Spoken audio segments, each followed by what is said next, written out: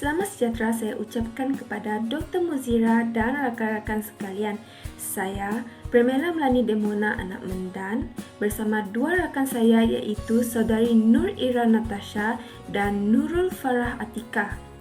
Hari ini kami akan membentangkan tentang tajuk keciciran. Baiklah, pembentangan saya pada hari ini akan menjawab persoalan tentang apakah keciciran dalam konteks pendidikan di Malaysia. Apakah definisi bagi keciciran?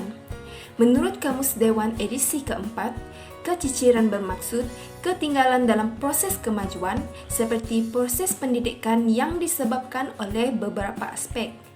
Menurut laporan Murad, keciciran merujuk kepada murid berhenti sekolah sebelum tamat pengajiannya sama ada di peringkat rendah atau peringkat menengah. Pengertian lain bagi keciciran. Yang pertama adalah drop out yang bermaksud ketinggalan. Seterusnya adalah orang yang putus asa kerana kurang biaya. Dan yang terakhir adalah who leaves school for any reason except death. Ini bermaksud orang yang berhenti sekolah atas apa-apa sebab kecuali kematian. Terdapat dua jenis keciciran iaitu keciciran sengaja.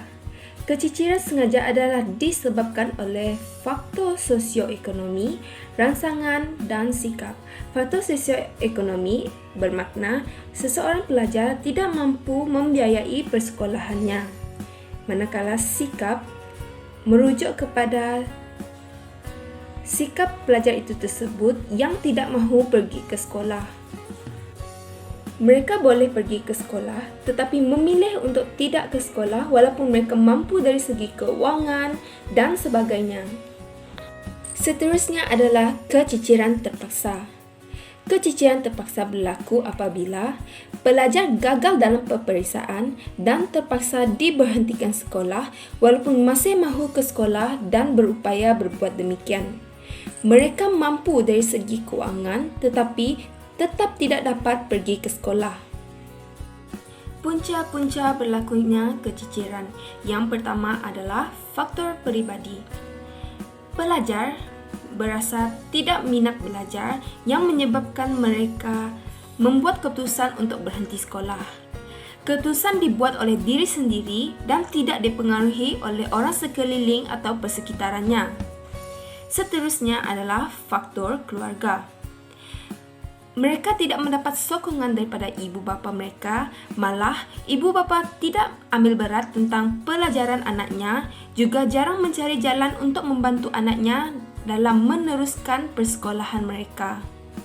Yang ketiga adalah faktor sosial. Faktor sosial sangat berkait rapat dengan pengaruh rakan sebaya. Contohnya, rakan kepada pelajar tersebut merupakan salah seorang pelajar yang tercicir. Jadi, mereka akan terpengaruh dan berakhir dengan mengikuti jejak langkah rakannya itu. Yang terakhir adalah faktor persekitaran, iaitu suasana sekolah. Timbul kebencian dalam diri pelajar terhadap sesuatu subjek yang menyebabkan mereka berasa berputus asa dan akhirnya mereka membuat keputusan untuk berhenti sekolah. Faktor keciciran berdasarkan laporan Murad. Yang pertama adalah taraf hidup. Taraf hidup merujuk kepada kedudukan seseorang dari aspek kelayakan pelajaran, pekerjaan dan jumlah harta benda. Kita dapat lihat bahawa semakin mewah sesebuah keluarga, semakin kurang kadar keciciran di kalangan keluarga tersebut.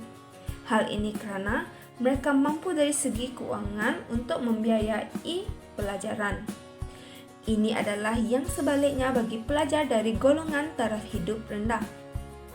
Mereka mempunyai masalah keuangan iaitu tidak mampu untuk membiayai persekolahan, jadi mereka terpaksa membuat keputusan untuk berhenti sekolah. Yang kedua adalah peranan guru. Sikap guru mempengaruhi sikap pelajar terhadap persekolahan mereka. Bagaimana cara seseorang pelajar menilai guru memberi impak yang besar terhadap sikap seseorang pelajar terhadap persekolahan mereka. Guru yang sentiasa memberi motivasi dan prihatin terhadap pelajar akan membuat pelajar bersemangat untuk meneruskan pengajian mereka.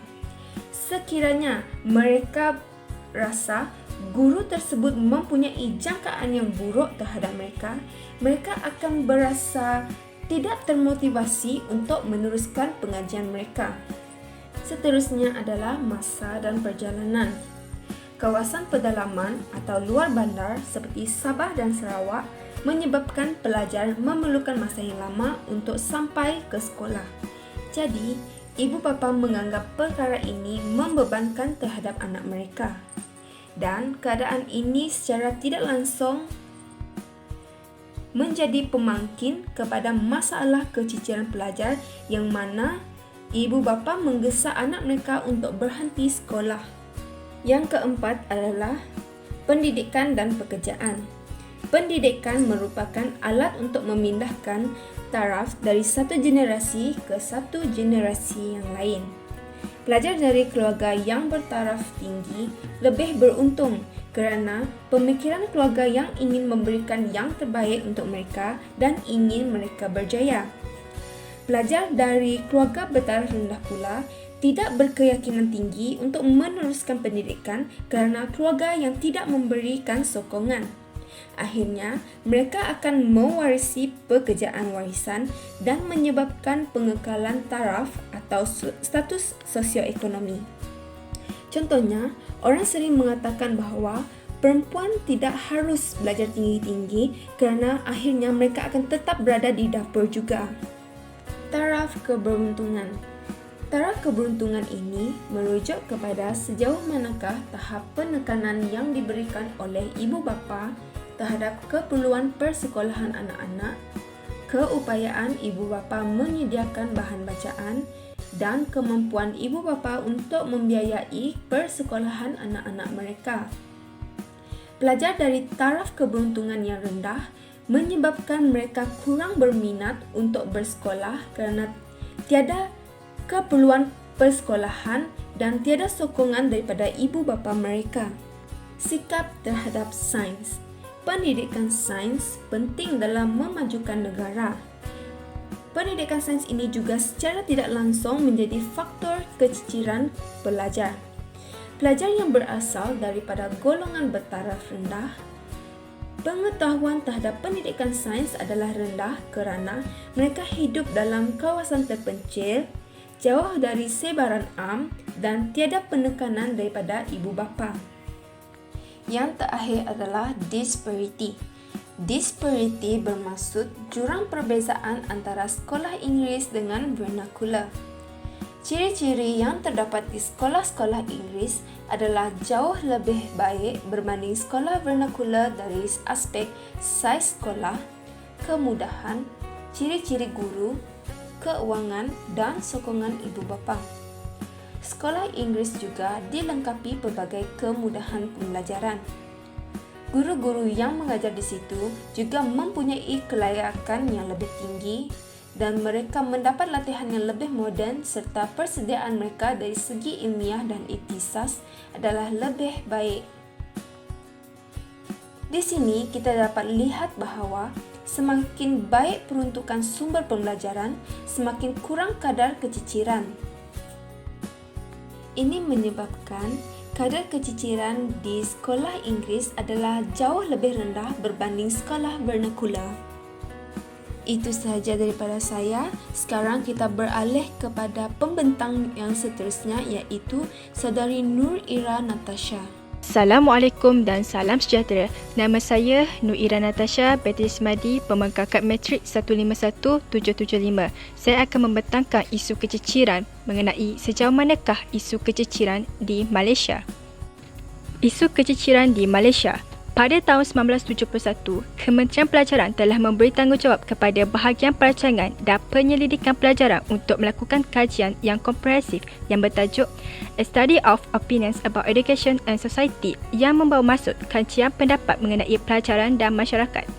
Seorang pakar rujuk terkemuka yang bernama Profesor Alan Winsome dari University of California, Berkeley, San Francisco telah membantu pihak kerajaan menjalankan kajian tersebut. Sebuah jawatankuasa di peringkat kementerian yang diketuai oleh Tan Sri Murad Mohamad Noor telah ditubuhkan untuk tujuan itu ketika beliau menjadi pengarah perancangan dan penyelidikan pelajaran di Kementerian Pelajaran. Oleh sebab itulah, kajian keciciran juga dikenali sebagai Laporan Murad. Fenomena keciciran yang wujud sejak dari awal penubuhan sistem pendidikan di Malaysia menjadi semakin serius sekitar tahun 1960-an yang telah membawa kepada pembentangan laporan ini. Laporan ini adalah hasil daripada kajian beliau dalam operasi sedar yang dilancarkan bagi mengatasi masalah keciciran pelajar di luar bandar akibat kemiskinan tegar dalam tahun 1969. Antara pihak yang terlibat dalam membantu melakukan kajian ini ialah wakil-wakil dari fakulti-fakulti pendidikan dari Universiti Malaya, Universiti Kebahasaan Malaysia dan Universiti Sains Malaysia Pulau Pinang. Laporan kajian keciciran Murad. Tujuan laporan ini dijalankan adalah untuk mengkaji punca-punca masalah keciciran dan mencadangkan polisi-polisi dan pelan yang boleh dilaksanakan untuk memperbaiki perkhidmatan sistem persekolahan. Di samping itu, membantu meningkatkan taraf hidup masyarakat terutamanya di kawasan luar bandar. Laporan keciciran ini merupakan sebuah laporan yang lengkap dan komprehensif kerana dilengkapi dengan hipotesis statistik sebagai bukti dan menyatakan berkaitan setiap faktor dengan faktor yang lain dalam mempengaruhi masalah keciciran ini. Selain itu, kajian ini juga diharapkan dapat membaiki peluang hidup mereka terutamanya bagi pelajar miskin yang tinggal di luar bandar. Kajian Murad. Kajian ini dijalankan pada tahun 1972 hingga tahun 1974. Kajian ini melibatkan seramai 22,447 belia dari 450 demografik strata yang melibatkan jenis-jenis kawasan tempat tinggal iaitu bandaraya, kota-kota besar dan kawasan luar bandar. Dan para pelajar pula terdiri daripada pelbagai peringkat umur dan bangsa. Penyelidikan yang bercorak survey ini menggunakan temu bual dengan tiap-tiap sampel yang terpilih. Temu bual dijalankan berpandukan kepada satu set soalan kaji selidik yang berstruktur yang telah diuji kesahihannya dan kewajarannya sebelum itu. Maklumat juga diperoleh daripada guru besar di sekolah yang pernah dihadiri belia yang tercicir dan belia yang tidak tercicir. Daripada kajian tersebut, beberapa dapatan penting telah mencetuskan pemikiran ke arah usaha menilai keberkesanan sistem pelajaran pada waktu itu. Beberapa dapatan utama kajian ini penting untuk memberi input ke arah beberapa dasar tertentu, khususnya bagi membantu golongan pelajar yang tidak beruntung di seluruh negara. Berdasarkan maklumat yang diperolehi hasil daripada kajian keciciran, didapati kadar enrolment pada pertengahan 1972 didapati 89% belia yang berumur lebih daripada 11 tahun iaitu darjah 6 dan 36% belia yang berumur lebih daripada 15 tahun iaitu tingkatan 3 berdaftar di sekolah. Ini bermakna pada tahun 1970 lebih kurang 20% belia yang tercicir daripada sekolah selepas tamat sekolah rendah. Ini menunjukkan bahawa peratusan keciciran yang sangat tinggi telah berlaku di peringkat transisi antara sekolah rendah dengan sekolah menengah. Berhubung dengan kadar kemiskinan dengan kadar enrolment pula, terdapat hubungan yang kuat antara kadar kemiskinan dan kadar enrolment terutamanya bagi belia yang berumur lebih daripada 11 tahun, iaitu kadar perbezaan antara kadar enrolment bagi golongan miskin dengan golongan berada adalah kecil.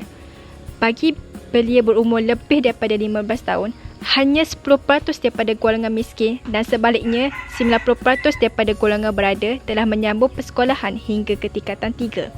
Hasil daripada kajian keciciran Murad. Hasil daripada kajian ini juga dikenal pasti bahawa kadar keciciran yang tinggi ialah dalam kalangan para belia yang tinggal di kawasan luar bandar. Berdasarkan maklumat yang diperoleh, didapati peratusan belia yang berumur lebih daripada 15 tahun yang belum tamat tingkatan 3 dan masih berdaftar bagi belia di bandar ialah 47%, manakala hanya 28% bagi belia di kawasan luar bandar. Hal ini jelas menunjukkan kadar keciciran dalam kalangan belia di bandar adalah 53%, sedangkan kadar keciciran belia di luar bandar ialah sebanyak 72%. Kajian ini juga menunjukkan bahawa hanya 6% belia remaja dari sekolah rendah kebahasaan Inggeris tidak meneruskan pelajaran ke sekolah menengah. Ini bermakna 94% meneruskan pelajaran ke sekolah menengah, manakala lebih 25% belia remaja dari sekolah vernakular, sekolah rendah jenis kebahasaan Cina, sekolah rendah jenis kebahasaan Tamil tidak melanjutkan pelajaran mereka ke sekolah menengah. Kadar belia yang melanjutkan pelajaran ke sekolah menengah dari sekolah rendah pengantar Inggeris adalah lebih tinggi daripada sekolah lain.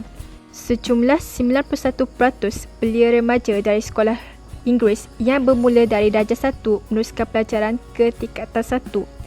Maksudnya daripada 100 orang yang bermula dari darjah 1 di sekolah Inggeris, 9 orang telah meneruskan pelajaran ke tingkatan 1. Sebaliknya, hanya 58% daripada belia sekolah rendah vernakular yang meneruskan pelajaran mereka. Namun begitu, kadar keciciran pelajar Bumiputera dan bukan Bumiputera memperlihatkan aliran yang menurun.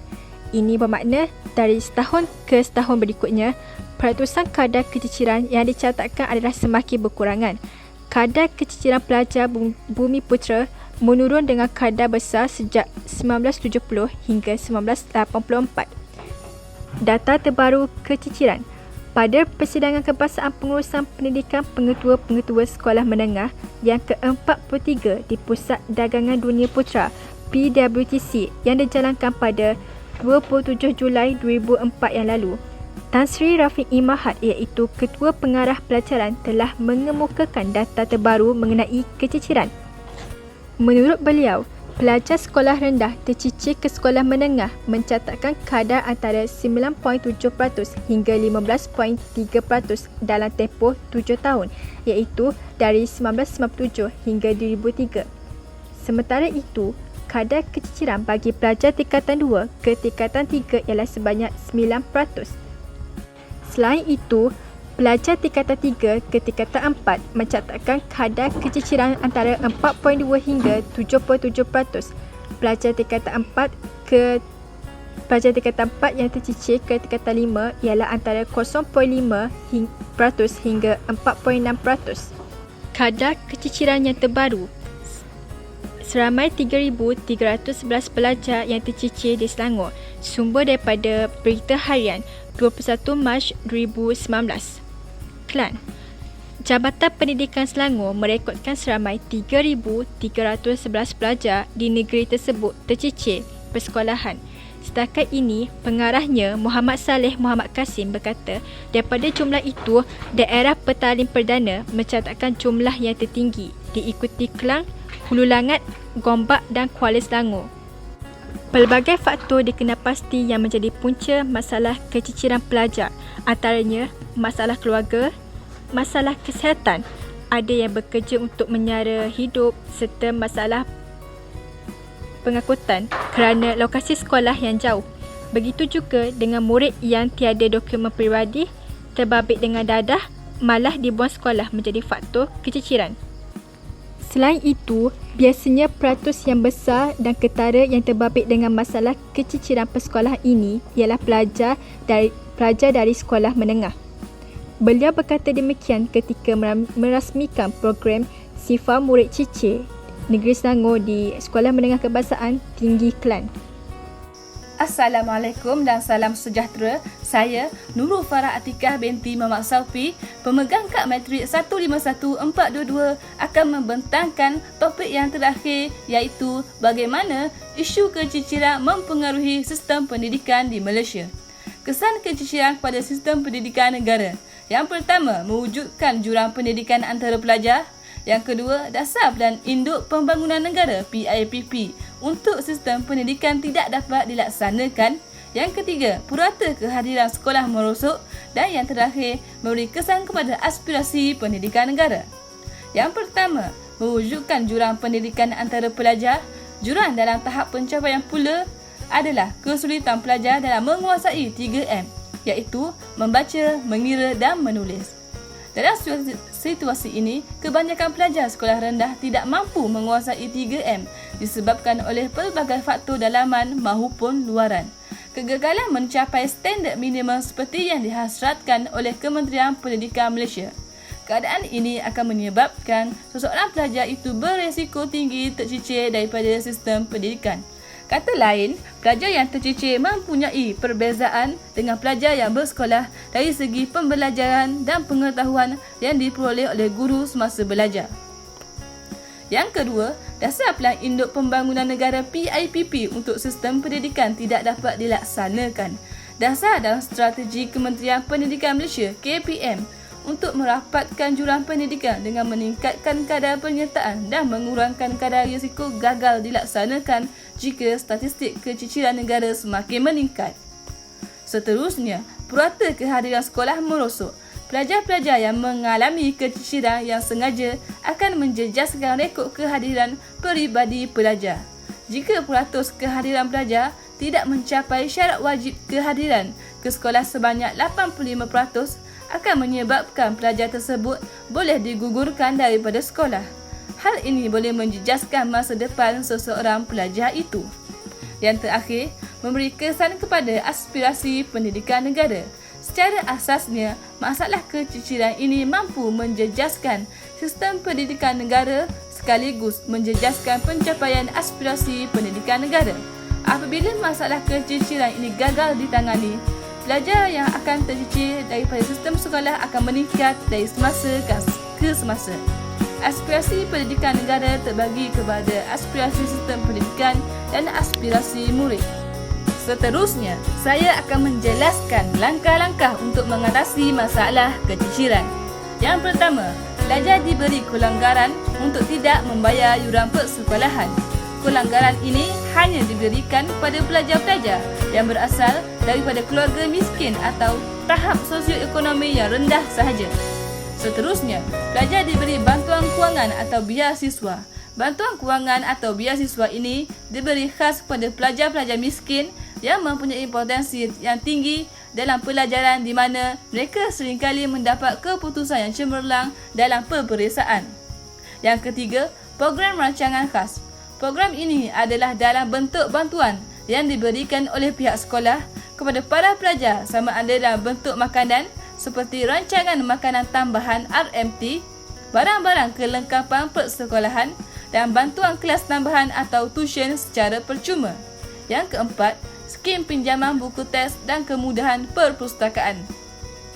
Skim pinjaman buku teks ini dapat meringankan beban ibu bapa yang mempunyai tahap sosioekonomi yang rendah. Ini dapat memudahkan proses pembelajaran di dalam kelas. Perpustakaan juga memainkan peranan dalam menyediakan kemudahan bahan bacaan kepada pelajar, terutamanya kepada pelajar yang tidak berkemampuan. Yang kelima, program rancangan kesihatan. Program ini melibatkan perkhidmatan rawatan kesihatan secara percuma. Antara program kesihatan yang telah dilakukan pada masa kini ialah suntikan pencegahan penyakit, BCG dan pemeriksaan rawatan gigi. Ini bagi memastikan kesihatan pelajar sentiasa terjaga. Yang keenam, pembentukan satu sistem sekolah yang disatukan. Sekolah-sekolah kecil di luar bandar yang berselerak taburannya seringkali menghadapi masalah kekurangan guru dan kemudahan infrastruktur yang tidak lengkap. Jika sekolah-sekolah ini disatukan, boleh mengatasi masalah keciciran. Yang ketujuh, mewujudkan perkhidmatan pengangkutan awam yang diselenggarakan oleh pihak sekolah. Membina jalan raya di kawasan berdekatan sekolah supaya perkhidmatan pengangkutan awam dapat diwujudkan. Ini memudahkan pelajar yang tinggal jauh dari sekolah ke sekolah. Yang ke-8, menubuhkan sekolah menengah berasrama dan menubuhkan sekolah agama di setiap negeri. Sekolah menengah berasrama ini dapat menampung pelajar yang berkebolehan dan pintar tetapi terganggu akibat status sosioekonomi yang rendah. Penubuhan sekolah agama ini menjadi satu alternatif bagi ibu bapa yang berminat untuk menghantar anak mereka ke sekolah agama berbanding sekolah kebangsaan. Akhir sekali, saya akan menjelaskan strategi pelaksanaan bagi merapatkan jurang pendidikan. Yang pertama, meningkatkan bilangan guru terlatih dan mengikut option di kawasan pedalaman. Hal ini dapat meningkatkan lagi tahap akademik pelajar dengan adanya guru yang efektif. Akhirnya, pelajar lebih berminat untuk ke sekolah. Yang kedua, meningkatkan kadar penyertaan dan mengurangkan risiko keciciran. Ini boleh dilakukan oleh guru dengan mempelbagaikan teknik pembelajaran supaya supaya dapat menarik minat pelajar untuk terus belajar. Yang ketiga, menambah baik sistem pengagihan bantuan kepada pelajar miskin, berkeperluan khas dan keperluan minoriti. Ini bagi memastikan semua pelajar mendapat bantuan yang sama untuk terus belajar. Yang keempat, membangunkan infrastruktur dan kemudahan pendidikan luar bandar. Sebagai contoh, meningkatkan jaringan internet bagi memudahkan proses pembelajaran terutamanya pelajar luar bandar. Kesannya, pelajar mudah mendapat maklumat berkaitan dengan pembelajaran dengan adanya akses internet yang cekap. Itu saja daripada kami. Sekian, terima kasih.